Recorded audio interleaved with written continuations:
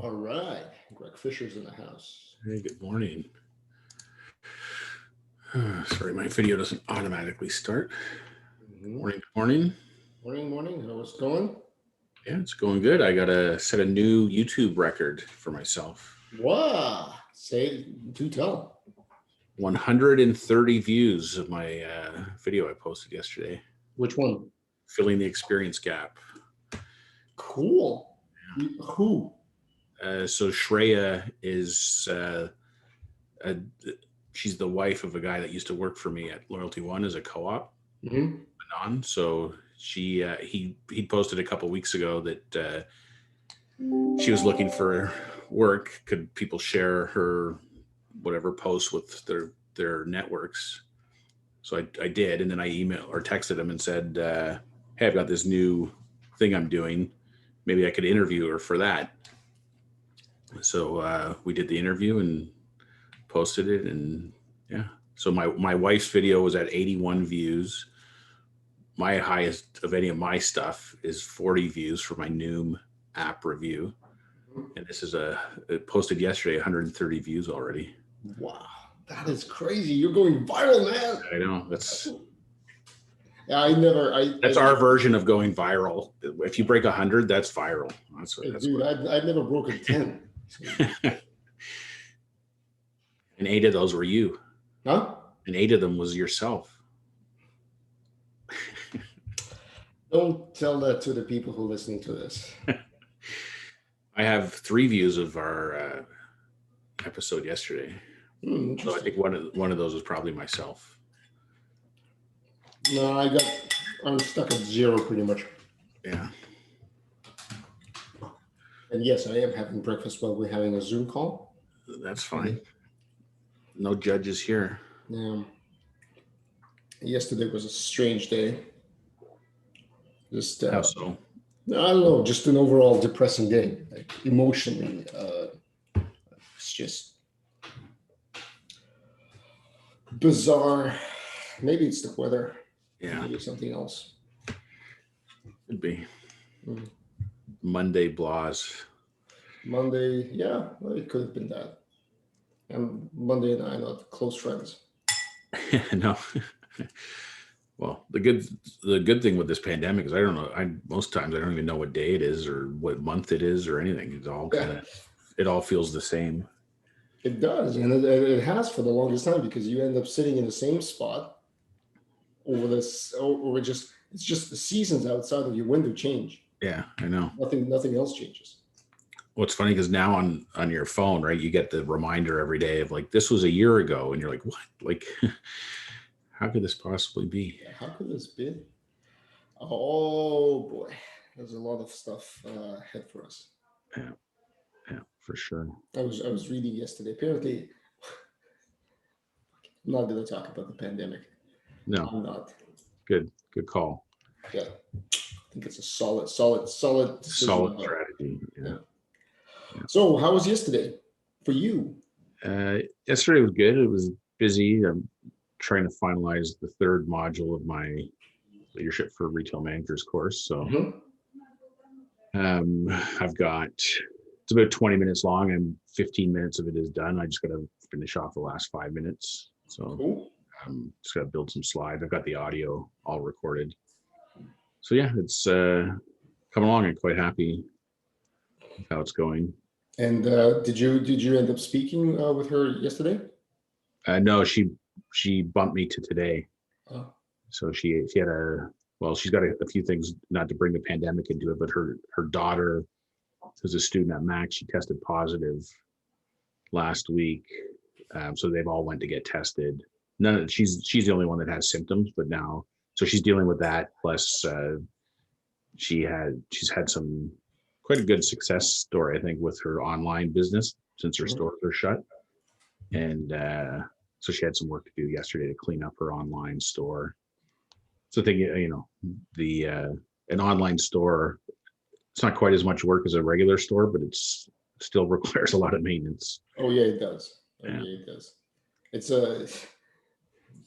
especially when you're a small business and you don't have like integrated inventory systems and Well, screw online inventory stuff, right? system. You set up an online store, and let's say you went through all of that technical stuff, and you set everything up so every item appears correctly. They Yeah, mentioned in the weights are in, so you can automatically calculate the shipping cost.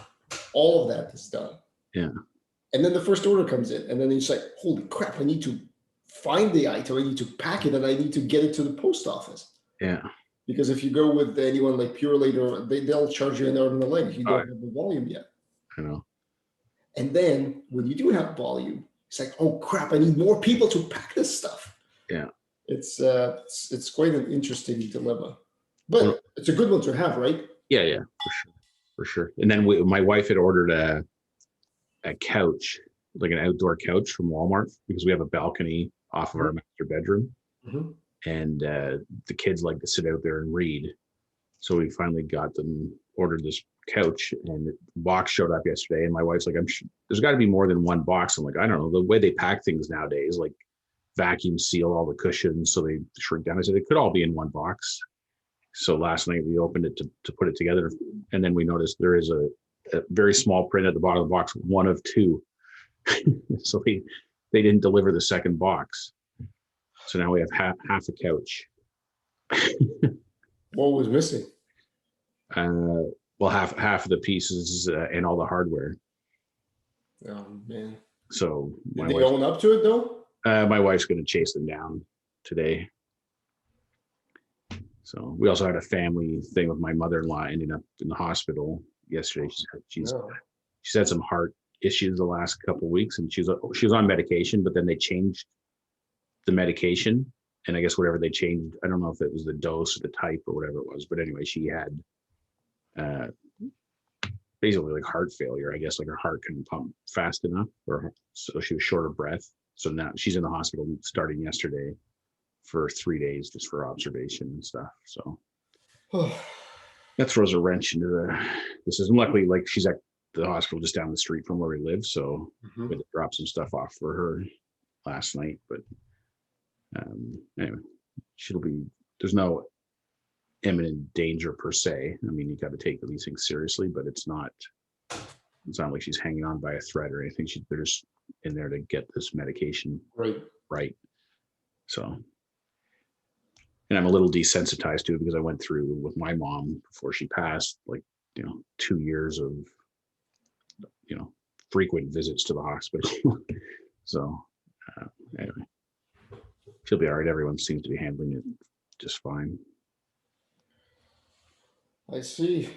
Well, yeah. I would definitely be one of those people saying, like, Greg, do you ever get upset? Does anything bother you? I just said, oh yeah, yesterday was blah blah blah. I didn't know. Like, let me tell you a story. So on the weekend on my course I was on, we had a breakout group, and there was a young lady that came on, and we're supposed to be sharing like insights that we've had or whatever. Anyway, so she volunteers to go first, and her story was about how she was in a car accident when she was 18, and she was in a coma, and she had like this out of body experience. And anyway, I won't get into all the details, but it was like you're just sitting there going like, holy fuck, like that's incredible. Like,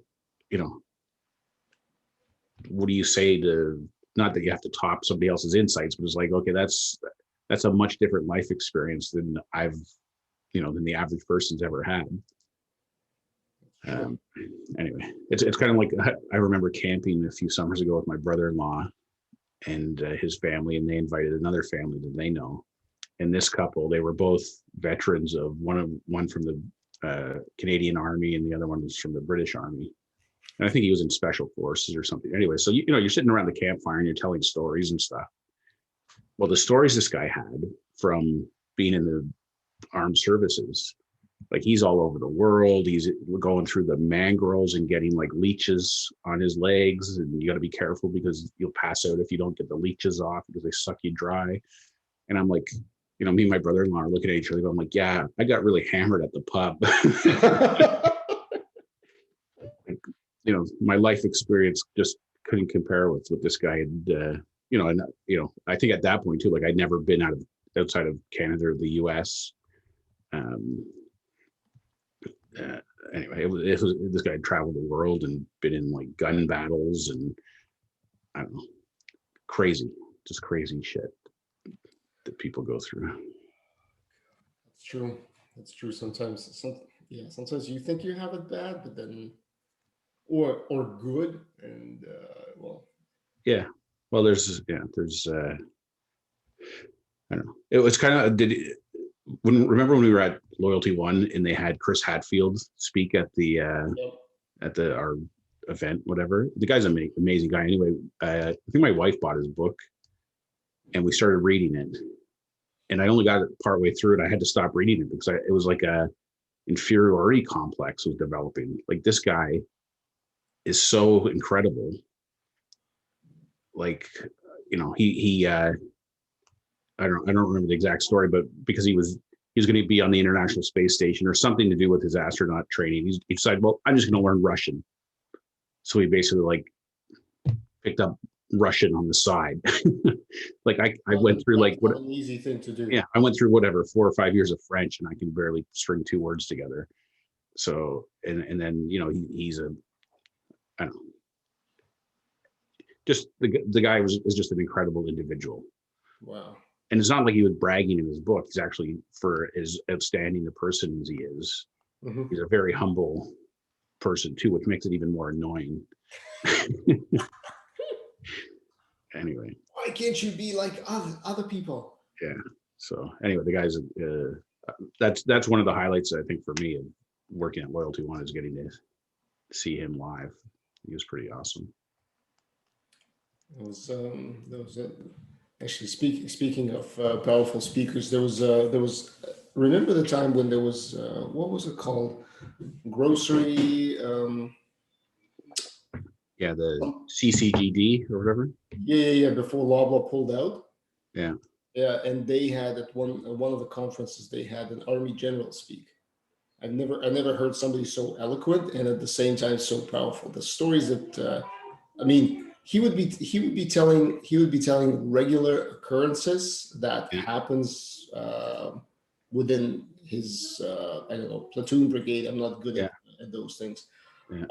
And he would be explaining some pretty normal, I guess, normal things for anyone who's serving in the army. But the way he was explaining it and the way he was tying it back to I don't know, leadership or perseverance and all of those qualities, they were just outstanding. It's just the way he was speaking. One of his analogies that he had was, it's like he was providing a detailed breakdown of how many things a soldier has to carry into battle, like what is the gear, and then he provided the weight of it. Like he quoted, I don't remember the number, he quoted just how much the helmet weighs with like with special goggles, the night vision, or extra magazines or anything that goes like on the side.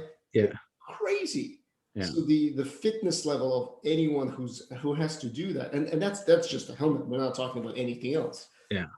That's just insane, the endurance. But those are not the things that you hear about every day, and they seem kind of, for anyone probably serving in the army, that's trivial. That's kind of part of the course. Yeah. But when you put this into perspective, it's like, shit, man, I never thought about some of the things that happen in life. Yeah, for sure. So my courses, I'm looking at my analytics. I think I have about 7 active users. Yeah. Out of the 100 blah blah blah who signed up. So that's not a good number in terms of conversions. I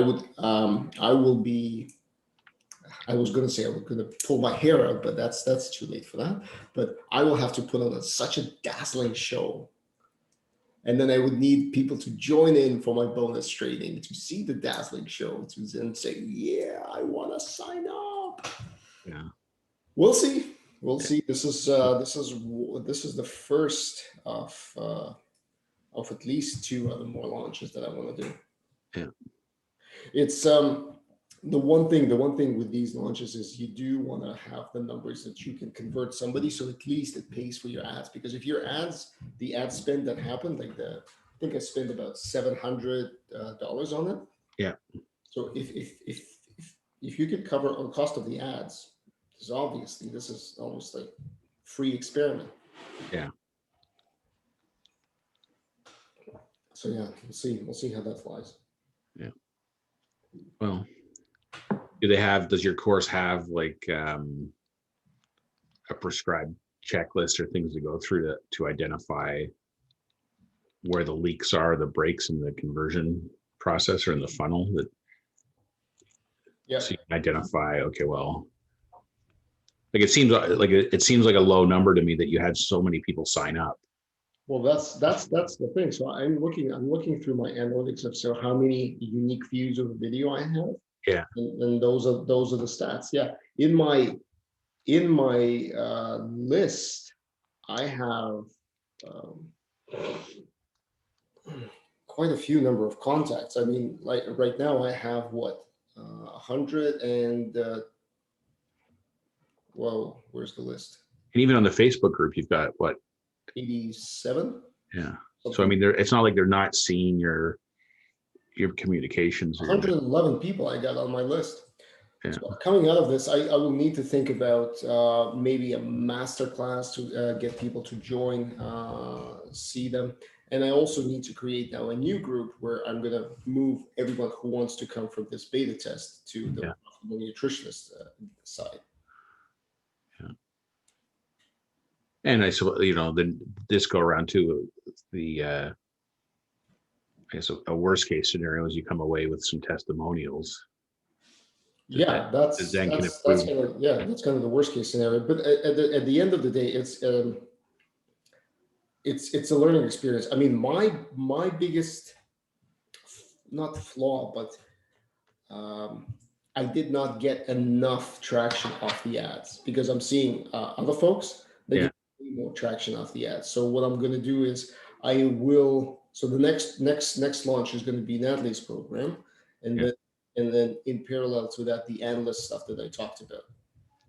That one I would love your feedback on. Like, what do you remember? I asked you this question. So you're in a job. Would you invest in yourself? I would now. Would you when you were employed?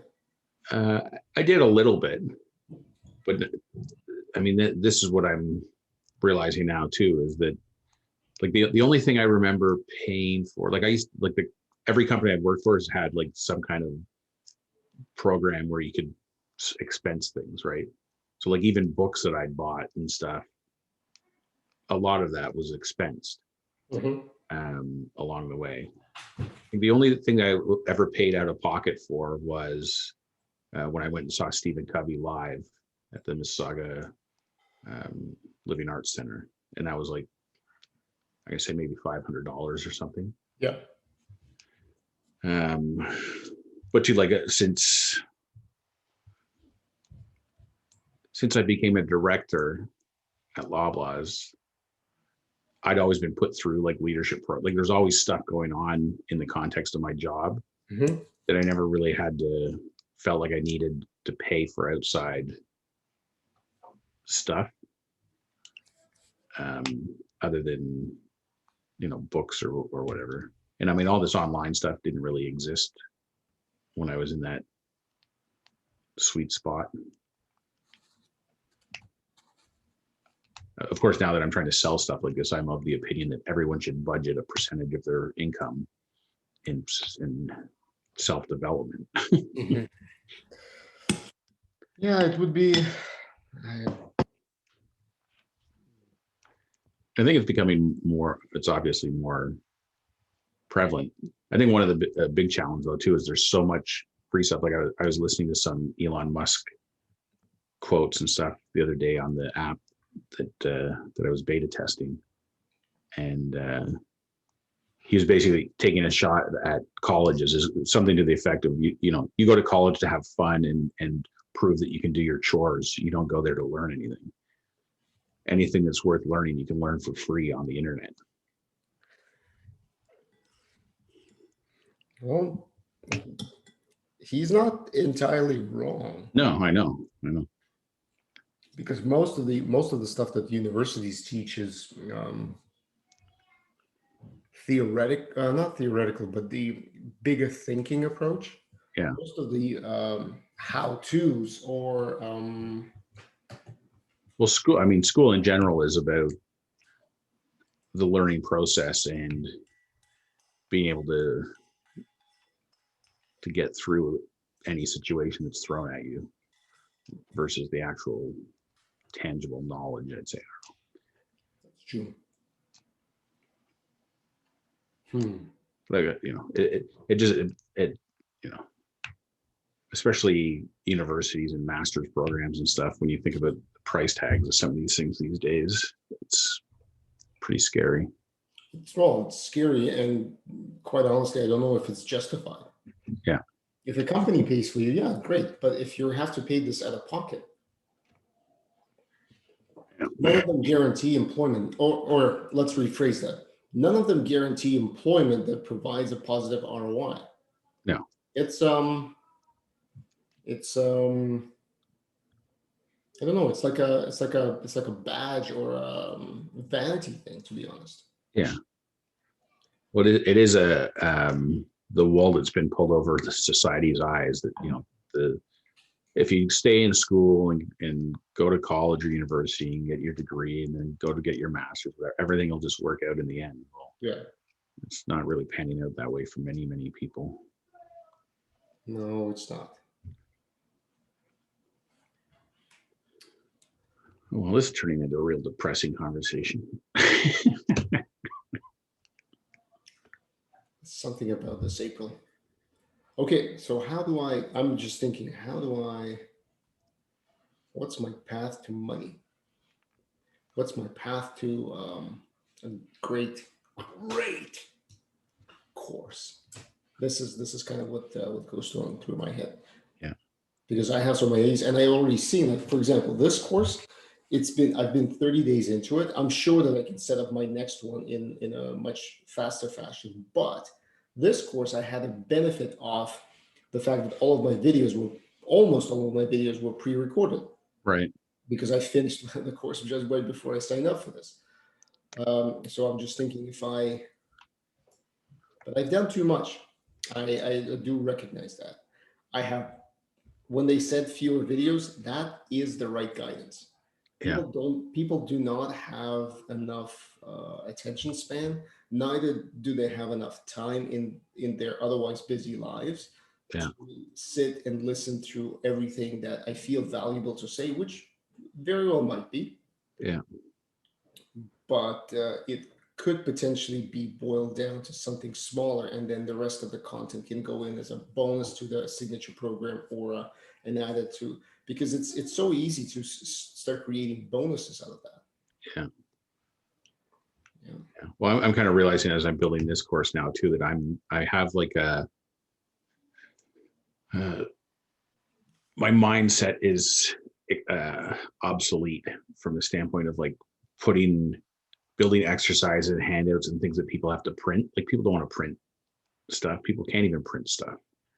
So it's like, I got to figure out a way, like, how do I build this exercise into, and I saw something the other day that reminded me, and this was something we were looking at years ago at Preston when we were doing our training, is the gamification of learning, right? And that there's like, that's the angle I should be trying to go, instead of this, I'm building basically PDFs that people have to print and interact with. Well, at least you should have. Do you have? I don't know if you have a full version of Adobe, but you want to be building like fillable forms, because I also got knocked for this in my course. Somebody said like it would be great if the exercise sheets were fillable. Yeah. I was like, yeah. I just didn't have enough bandwidth to go through it, because Adobe is not the easiest one to build it in. Yeah. It's the most convenient format to use so that you don't get any issues with. Yeah. Yeah. That's something. Look. I am certain there are like tools on the web that allow you to create tools. You just need to work Yeah, I know. Yeah. It's all an evolution. It's all an evolution. Let me hold And on. I'm already halfway through this course building it, so I can't change gears now. I just got to push through, and then No. Start from scratch. Start version from scratch. version 2 can be the new and improved one. Honestly, and this is, it's in my back burner, but I got to get to it at some point. But I watched a video the other day on, I think it was an Instagram ad or something, but it was a lady pushing some program that's a no code app builder, so similar to the Glide app builder that I've been using. But basically the premise is that, in the next, I forget what the time frame was, if she said by if it was by 2030 or the next 10, 15, 20 years, whatever it was, but that 90% of all apps will not be created by people who code. It'll be created by regular people who use these no code app, kind of the same way website, like anyone can create a website through these website builders. So the apps is the new website. Like the web is kind of, I don't want to say dead, but it's the mobile and tablet and apps is the future, at least the immediate future. So, you start getting into how do you transition and start thinking about incorporating apps into your thing. So, for our courses, as an example, instead of fillable PDFs or whatever, you just build a little custom app that has the exercises and stuff in the app, and that's how they interact with you. Yeah. It's also amazing the fact that when you were talking about the Glide app, you think, oh my God, wow, look at the solution, it's unique.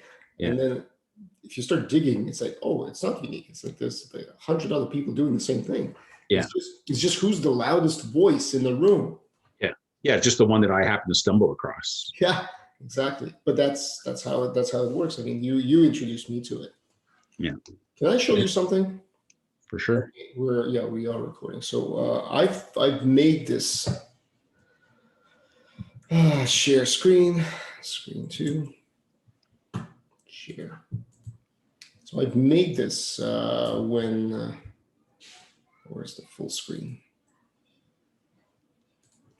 I made this presentation for a project that I was going to do after I left RBC, but since then it didn't play out because the lady who I was supposed to do this with, she's now at Loblaw doing what Preston used to do, selling advanced analytics.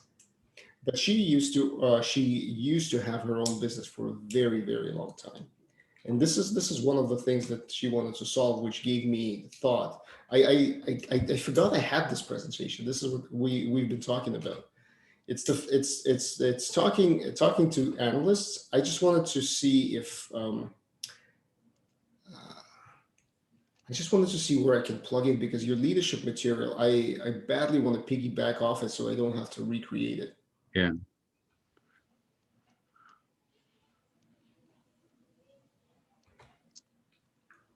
What happens when a request is misinterpreted? Okay.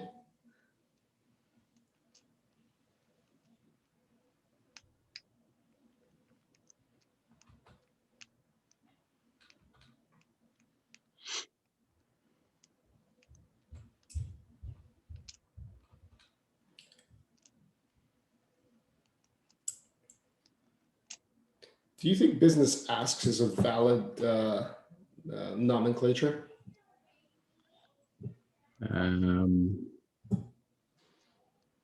Yeah. Do you have any training material for active listening?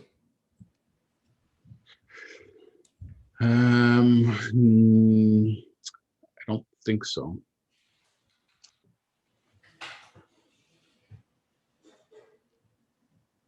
You like these slides?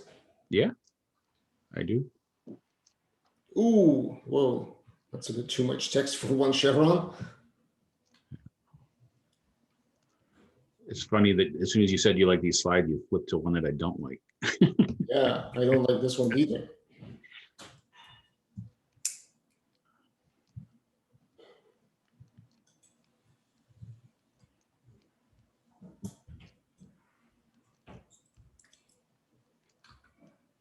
It's funny that what this is making me think about is in my course, there's a gentleman who was working with a company, or the company had asked him to, if he would build them like a 3-day leadership workshop or something. Yeah. So he used that to segue into a conversation about understanding what they actually need. And now it's turned into a multi-week coaching program with a whole bunch of layers and whatever, because they, you know, to me, it relates to this where, somebody comes and asks you for something, and we often just jump on and do what it is that they're asking for, because that's, quite often that's what we feel our role is. Mm-hmm. But you're not really understanding what they're trying to solve for. And you're assuming that what they're asking for is the right solution, but oftentimes it is not.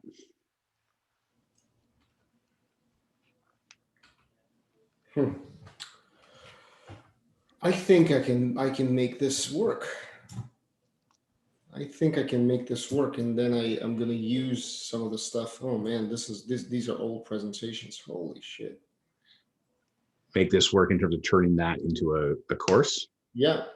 Yeah. I didn't realize I had this content, because I'm thinking that if you take this and then bolt on some of even the stuff that I like listen to in the Leadership for Teens. Yeah. Which I think is very, very important for people to hear, especially if you want to be somebody who's aspiring to be managerial material. Yeah. That's a very, very good course. And then I can potentially look to, just reach out to some of the folks I know in the industry and say, hey, look, who's your training team? Let them have it. Yeah.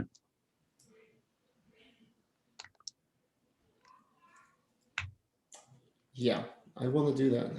Build it as a white label program that they brand and use internally. That is one option, but because I'm going to be narrating the slides, it has to be.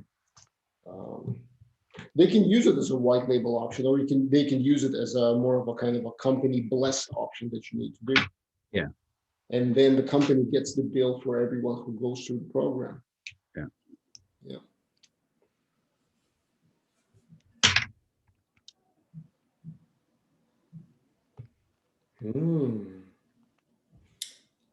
Is in the context of your course that you're on, is this part of the process? Is that you've launched this product and you're on this timeline now, this product launches, is the course to move into the next product?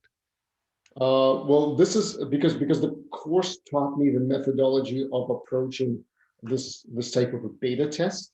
Yeah. Then rolling the beta test into the small $27 product, which I'm going to do. Yeah. And then kind of get people going through that process and experiencing, let's say, the transformation. Yeah. And then you build the list, and then you invite them to trainings. Like, for example, I want to do a big training, which I'm going to turn into another mini course on how to create lead magnet material. So how do you piece together like PLR, Canva, smart mockups? I showed you, right? Yeah. How do you make that all happen? But you kind of, I made a video which was like, oh yeah, boom, boom, boom, boom. No, like pause for a second. Let's talk about this. Why this works? Bring in Copy AI to modify PLR, or bring like there's a rephraser tool. Like look at plagiarism. Like make sure that people understand that you can take what's happening with my color. I don't know. Do you have a mood camera? Like as your mood changes, your colors. I know. Yeah, it's kind of like I'm going from bluish to. I thought I just saw me go grayscale. Yeah, you did. Or purpley. There you go. Now you're blurry. Now you're back to blue. Oh, I had a second conversation with Drop yesterday. Oh yeah? Yeah. Interesting. More of a fit present. Look, it's doing it again. Yeah. See? Oh, there you go, yeah. So it's a good camera. It's the lighting that sucks in this room. But what it also does is you saw how it stopped focusing. So in order for it to focus again, you kind of have to just gradually. So I did this. Yeah. I did this on camera while talking to people. They were like, are you asking us to stop? I was like, oh, no.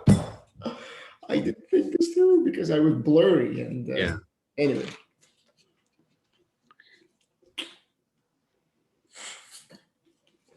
But yeah, so the course focuses you on what the steps you need to take and what actions drive results.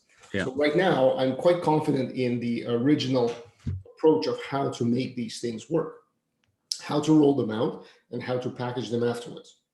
Right. And this is essentially what I need to be doing more of is because if this one doesn't fire, like if this one is not a runaway success, I may still want to build a signature program, and I will be building a signature program because I'm going to be. I told you about this. I want to do it. I want to kill two birds with one stone.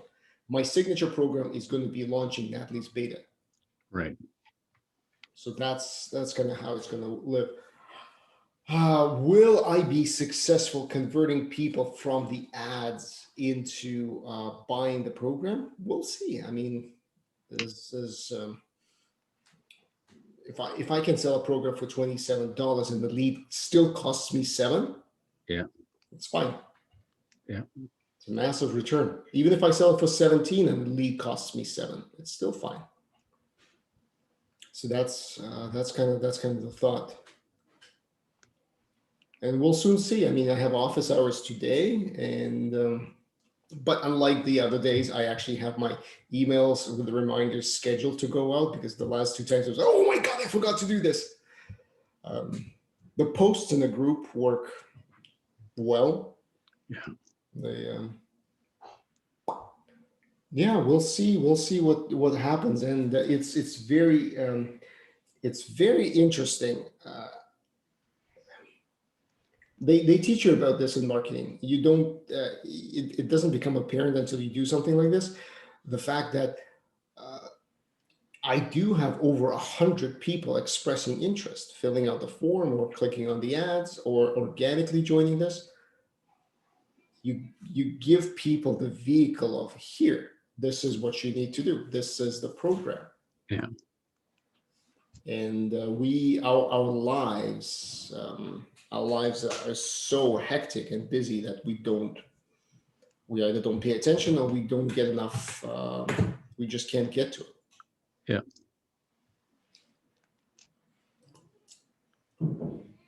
Anyway, that's all I have for today. All right. Well, I've got a practice coaching session this afternoon with my new friend in El Paso, Texas. So beautiful. We'll see how that goes. Today, last time I was the client. This time I get to practice being the coach. So. Okay. Well, tell him that there's a Russian guy who's willing to be adopted by anyone who with a U.S. residency. All right, I'll let him know. Okay. See you. I'll get his coordinates for where he wants you to meet with him on the border of, Mexico. I see. All right. We'll see you tomorrow. Run, Vadim, run. Bye. Bye.